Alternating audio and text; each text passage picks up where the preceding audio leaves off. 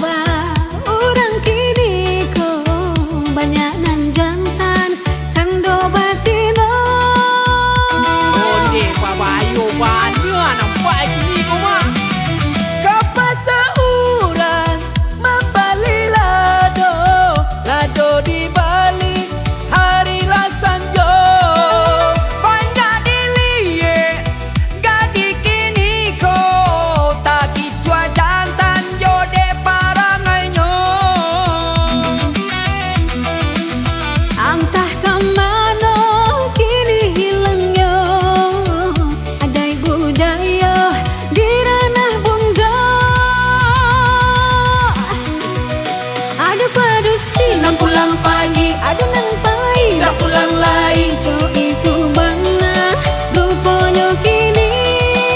Ada nang jantan lupa asalnya, bagaya lebih dari batino. Malu dan hilang dalam hidupnya, itu bahaya zaman kini kok. Lupa jo ada nan jo agama.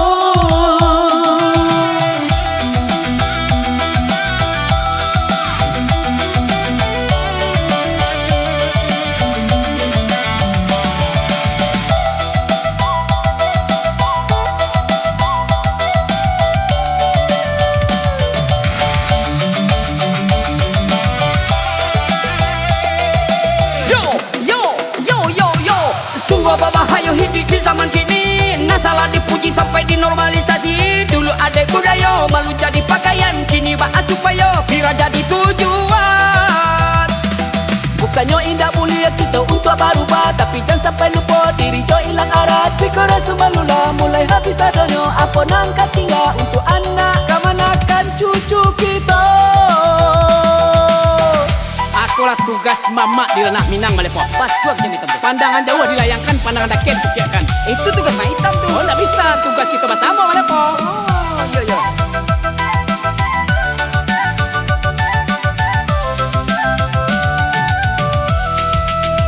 Tak kenal lagu, ku tang berendo, ketika masuk zaman dulunya. Tak dengar kabar orang kini kok, banyak nan jantan cando batino. Alah samu, saya sawah juga macam udah mandi. Kapas seorang membali lado di balik hari lasanjo. Banyak dilihat gadis kini kok, tak kicua jantan jode parangainya. Entah kemana kini hilangnya, ada budaya di ranah bunda.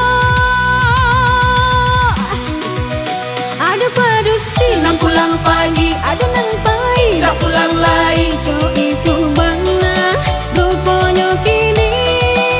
Ada nang jantan lupa asalnya, bagaya lebih dari batino. Malu dan hilang dalam hidupnya, itu bahaya zaman kini kok.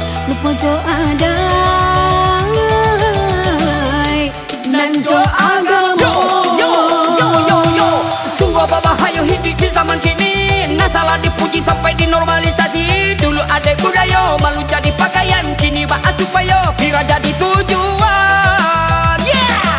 Bukannya indah mulia kita untuk berubah, tapi jangan sampai lupa diri jo hilang arah. Jika rasa malulah mulai habis adanya, apa nangkat tinggal untuk anak kemana